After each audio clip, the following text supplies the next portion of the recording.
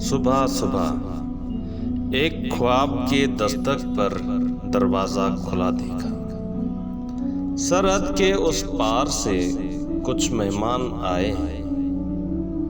आंखों से मानूस थे सारे, चेहरे सारे सुने सुनाए।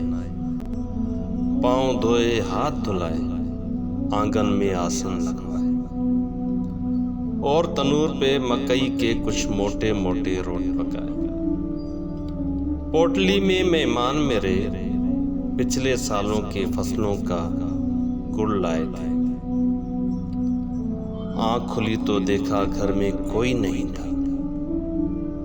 हाथ लगा कर देखा तो तनूर अभी तक बुझा नहीं था और होंठों पर मीठे गुड़ का जायका अब तक चिपक रहा था। ख्वाब था शायद, ख्वाब ही होगा। सरहद पर कल रात सुना है चली थी गोली। सरहद पर कल रात सुना है कुछ ख्वाबों का खून